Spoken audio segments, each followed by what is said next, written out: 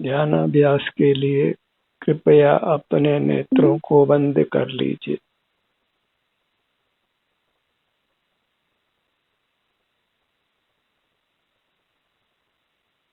अपना मुख अपनी ओर कीजिए। आपका सुख आप में ही है, कहीं बाहर नहीं है। सुख को बाहर ढूंढना बंद करना है और अपने भीतर आने पर बिना ढूंढे ही वह मिलता है। सिर से पांव तक सर्वांग में सुख है। आप सुख के ही बने हुए हैं। आप स्वभाव से अमूर्त हैं। अनादि से मूर्त से मिले होने से हमारे में कथनचित मूर्तता है। हम मूर्त से प्रभावित होते हैं। मूर्त पदार्थों की आवश्यकता होती है। मूर्त की परतंत्रता से मुक्त होने के लिए हमें अंतर्दृष्टि कर अपने अमूर्त रूप से युक्त रहना है। और ये करना आवश्यक है क्योंकि हम सुख चाहते हैं और बहिर्मुख रहने से आकुल व्याकुल रहते हैं, अस्वस्थ रहते हैं, पुनः पुनः मरण करते हैं और जन्म लेते हैं।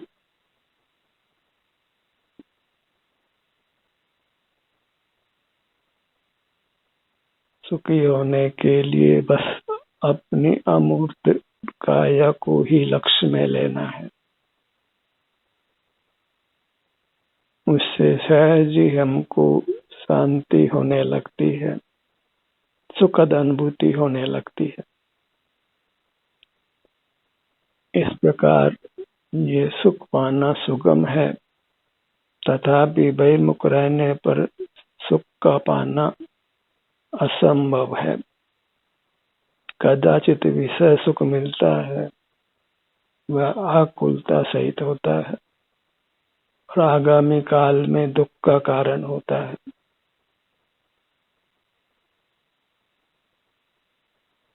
इसलिए बस नेत्रों को बंद कर अपने ध्यान को अपने सिर से पैरों तक ही रखना है और अपने सिर से पैरों तक हमको अपना आभास होता है।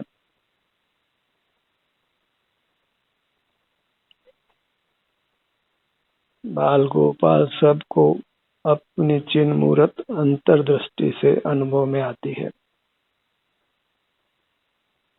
हर जीव अनुभूति स्वरूप है। बिना पर की साई के उसको स्वयं का अनुभव होता है, पर बहिर्मुख रहने से वह अपनी अनुभूति से च्युत रहता है और अपना अनुभव नहीं करने के कारण ही वह सुख से वंचित रहता है।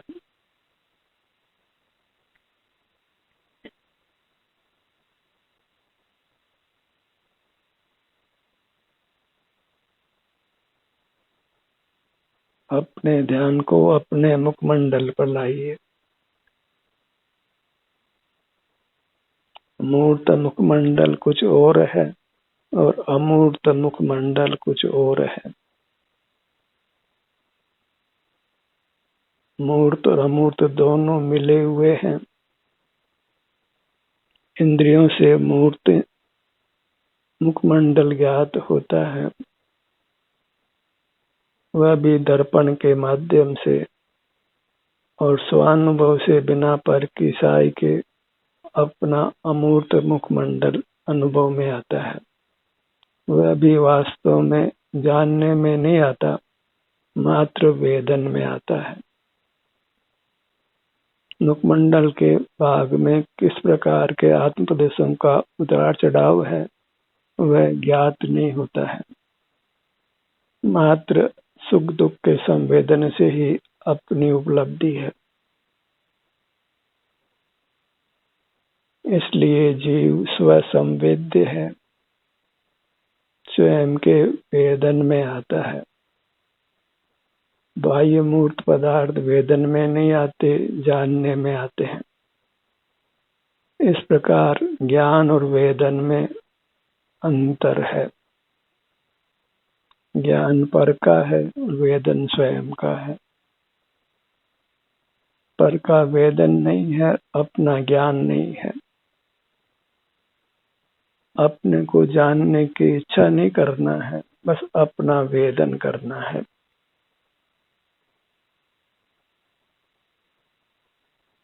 पर को न जानना है, वेदन तो पर का होता ही नहीं है। अन्य जीव तो ज्ञात भी नहीं होते हैं। अमूर्त जीव जो पर हैं, वे हमारे ज्ञान के विषय नहीं बनते। ज्ञान का विषय केवल मूर्त पदार्थ होता है, जो अचेतन है, सुख स्वभावी नहीं है। इसलिए मूर्त को जानना निस्सार है।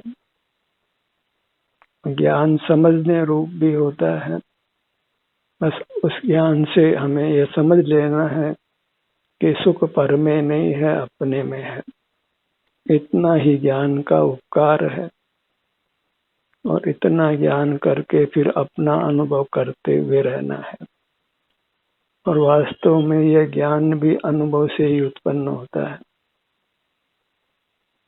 जब जीव अंतर्दृष्टि करता है, अपने से युक्त रहता है, तो उसे शांति का अनुभव होता है और यह मैं हूँ ऐसी प्रतीति होती है। और इसके अलावा मैं नहीं हूँ, मेरे बाहर सुख नहीं है। इस प्रकार सारी समझ अनुभव से उत्पन्न होती है। अनुभव से सुख होता है और अनुभव के साथ में एक समझ भी पैदा होती है।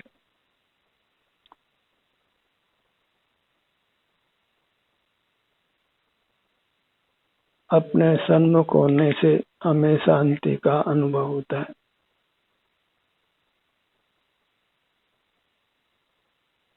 और जब शांति का अनुभव करते हैं तो स्वस्थ भी रहते हैं। और बहिर्मुख रहने से रागादिक दोषों से अशांति उत्पन्न होती है और उससे हम अस्वस्थ भी होते हैं, अस्वस्थ रहते हैं। जो स्वास्थ्य के सुख की कामना है, तो मूर्त पदार्थों को देखना जानना बंद करके अंतर्दृष्टि करके अपने सन्मुख रहिए।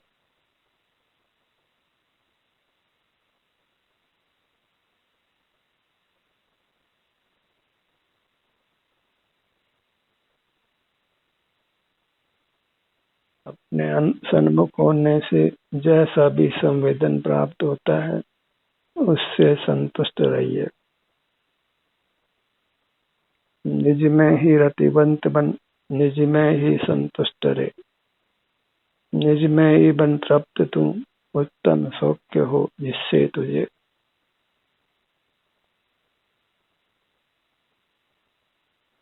निज में ही नित्य विहार कर, न विहार कर तू पर द्रव्य में।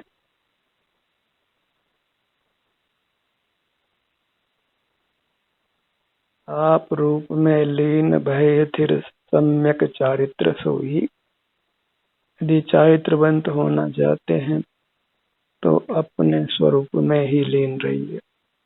जो स्वरूप सिर से पांव तक पुरुषाकार है, प्राप्त शरीर के आकार है, परमाणु की तरह सूक्ष्म नहीं है, बड़ा है।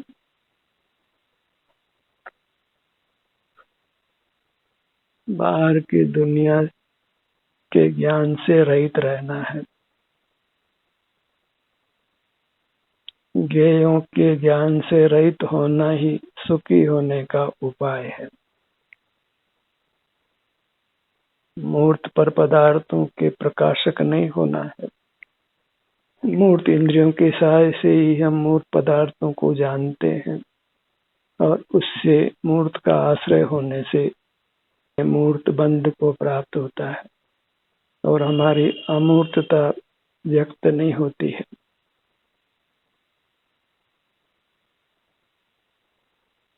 जैसी वस्तु का सेवन, वैसा ही उसका विपाक होता है। मूर्त के सेवन से हम मूर्त समान होते हैं और अमूर्त के सेवन से अमूर्त होते हैं, और अमूर्त रहना हमारा शुद्ध स्वरूप है, जिसको हमने आज तक प्रकट नहीं किया है। इस अमूल्य अपूर्व मनुष्य भाव को पाकर हमने कुछ अपूर्व उपलब्धि करना है। परमात्म पद को हमने आज तक नहीं पाया है, उस परमात्म पद को ही अब पाना है। जो सर्वोच्च पद है उस पद को ही हमने पाना है, और वह पद वास्तव में हमारा स्वरूप है। उसको पाने का हमको अधिकार है।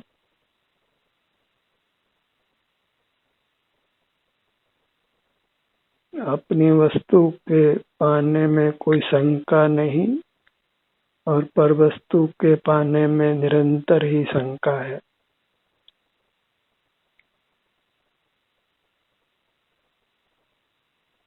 पर को देखना, जानना बंद करना और अपना अनुभव करना, यही ध्यान का स्वरूप है।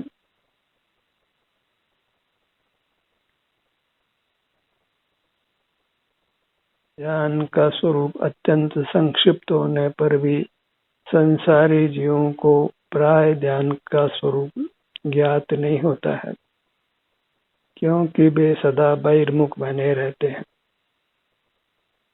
कदाचित कोई ध्यान करना भी चाहता है तो किसी मंत्र का जाप करता है, कोई पाठ बोलता है, किसी की मूर्त को लक्ष्य में लेता है, और अपना अनुभव नहीं करता है।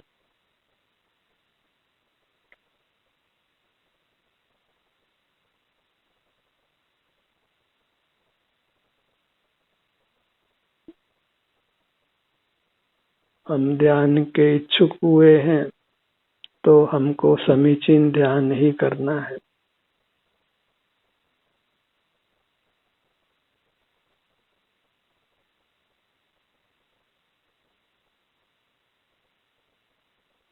और वह इतना ही है कि हम नेत्रों को बंद कर अंतर्दृष्टि करें, अपने सन्मुख रहें। फिर जो भी परिणाम सुख दुख का होता है उसका मात्र अनुभव कर लें, क्योंकि इतने मात्र से ही दुख नष्ट होता है और सुख प्रकट होता है।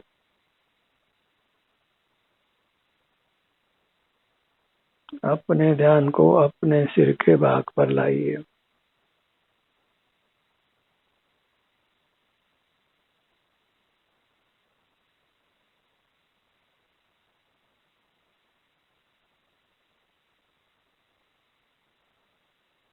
धैर्य के साथ इस काम को करना है, क्योंकि कोई भी काम किया जाए उसका फल आने में कुछ समय लगता है।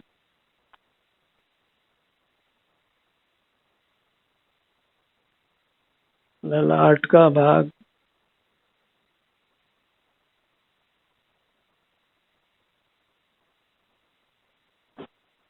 अपना मुख अपनी ओर करके अंतर यात्रा कीजिए। अपना मुख अपनी ओर करने पर स्वतः ही फिर अंतर में विहार होने लगता है। ध्यान एक स्थान से दूसरे स्थान पर जाता है। जहाँ तीव्र संवेदना हो, सुख या दुख रूप, वहाँ हमारा ध्यान स्वमेव चला जाता है। वहाँ का संवेदन स्वमेव होने लगता है। संवेदन का होना ही ध्यान का वहाँ जाना है। और अच्छी स्थिति तो यही है कि जहाँ भी आपको तीव्र संवेदना मिले, आपको उसका अनुभव करने लगना है। कुछ भी परिश्रम नहीं करना है। अपना मुख अपनी ओर करके जहाँ भी जो संवेदना मिलती है उसका अनुभव कर लेना, इतना ही ध्यान का स्वरूप है।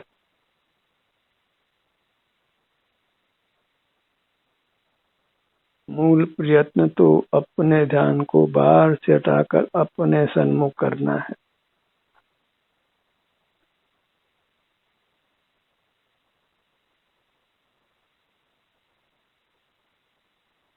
अपने ध्यान को अपने दोनों नेत्रों पर लाइए।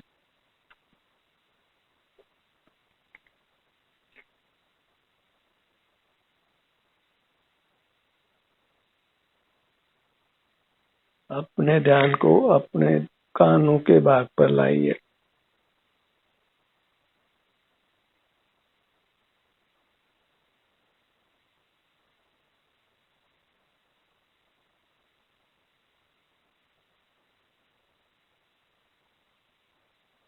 अपने अंग अंग का अनुभव करना है। उसी से हमको असीम शांति का अनुभव होगा।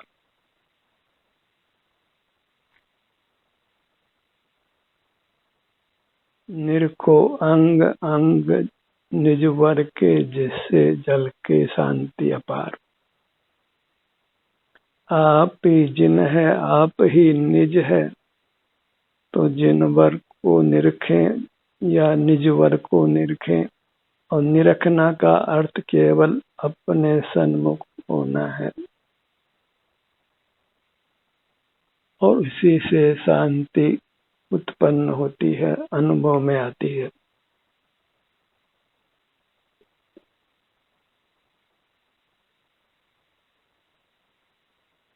कोई शब्दों का अंकों का काम नहीं है। परमार्थ से कुछ भी विद्या का काम नहीं है। जिस रूप में विद्या लोक में प्रसिद्ध है, उस विद्या का स्वानुभव में मोक्ष मार्ग में कोई काम नहीं है। और विद्या शब्द विद धातु से बना है। विद वेदन के अर्थ में लें तो अपना वेदन करना वही विद्या है, और उससे जीव को की मुक्ति होती है। सा विद्या या विमुक्त, अपना वेदन करने से ही जीव मोक्ष को प्राप्त करता है, परमात्मा होता है। और सर्वांग में अपना वेदन होता ही है। बस अपने ध्यान को अपने अंगों पर, उपांगों पर लाना होता है। वेदन स्वमेव होता है। वेदन करना नहीं पड़ता है, वेदन तो स्वतः ही होता है। बस अपना कर्तव्य अपनी ओर मुख करना है। अपने विभिन्न भागों की ओर अपना ध्यान लाना है। अपने ध्यान को अपने नासिका भाग पर लाइए। नासाग्र दृष्टिवंत हो, अभ्यंतर में देखे जो अशरीर। शर्म जनक जन्म ना धरे, पिए न जननी क्षीर।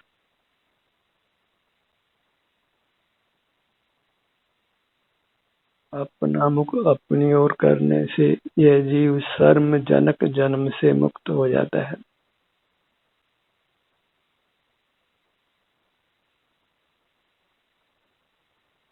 जन्म यह बताता है कि हमने भूतकाल में निर्दोष जीवन नहीं जिया है।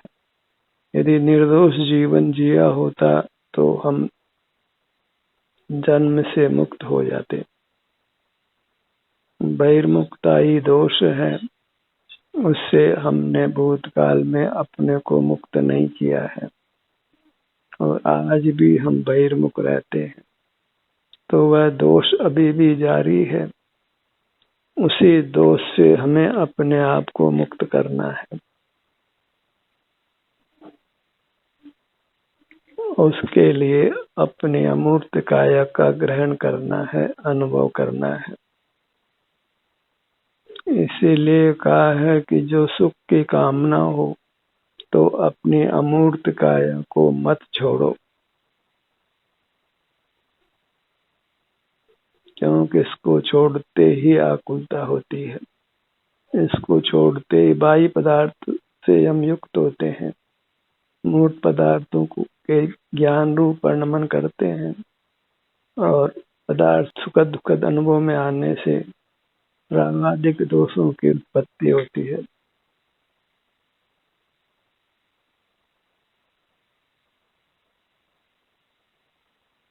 अपने ध्यान को अपने मुख पर लाइए। दोनों होठ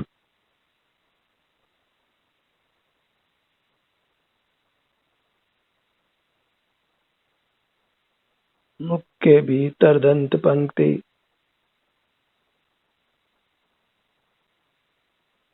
जिह्वा तालु, अपने किसी भी भाग पर आने पर विचार उत्पन्न नहीं होता है। हमें चलाकर विचार उत्पन्न करना नहीं है, कुछ विकल्प करना नहीं है।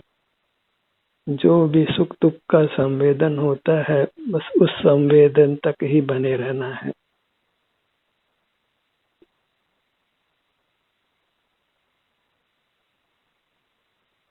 कंठ, ठुड्डी,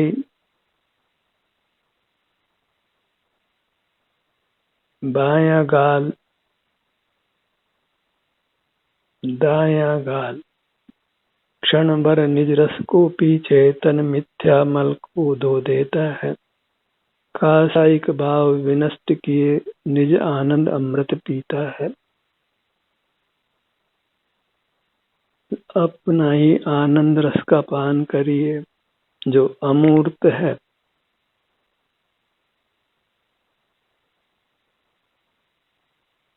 पूरा मुखमंडल सिर से ठुड्डी तक, बाएं कान से दाएं कान तक और नासिका से सिर के पीछे तक अपना मुखमंडल।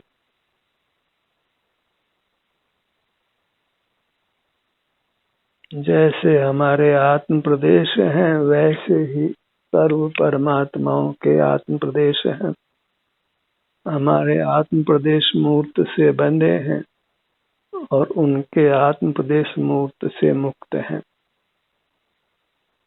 और हमारे आत्म प्रदेश मूर्त से बंधे हैं क्योंकि हम प्राप्त इंद्रियों का उपयोग करते हैं, इंद्रिय संयम नहीं करते। मूर्त पदार्थों को देखना जानना बंद नहीं करते। इंद्रियां ही हमको मूर्त पदार्थों को दिखाती है और फिर हमको संसार में अच्छी तरह बांध कर रखती है। बाहर के जगत के ज्ञान की इच्छा से अपने आप को मुक्त करिए।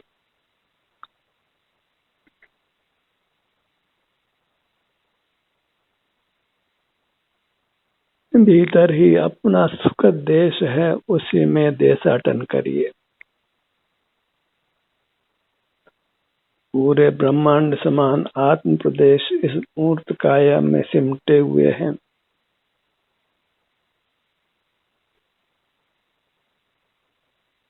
अपने ध्यान को अपने धड़ भाग पर लाइए।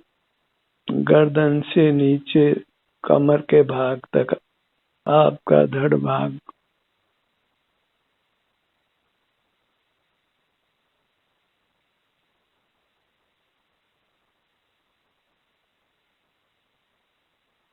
आप अंतर्दृष्टि कर अपने को मोक्ष पथ में स्थापित करते हैं और जो मोक्ष पथ में आता है तो मोक्ष को भी पा लेता है, जन्म मरण से मुक्त हो जाता है, सर्व दुखों से मुक्त हो जाता है और अनुपम अविनाशी सुख पा लेता है।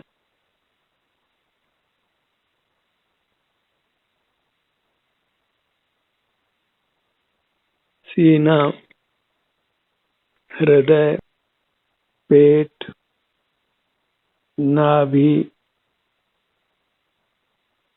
पीठ, बायां कंधा, दायां कंधा, बाईं कमर, दाईं कमर, दाहिनी भुजा,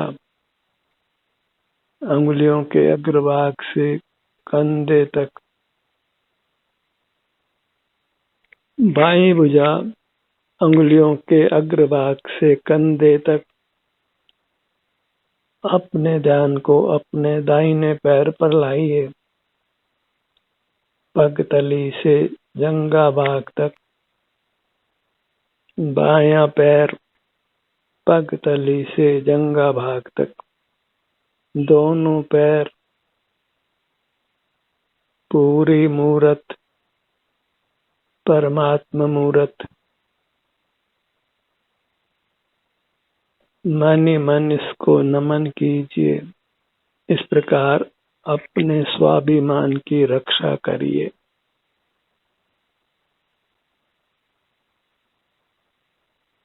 अपना गौरव ग्रहण करिए और अपने में ही मगन रहिए।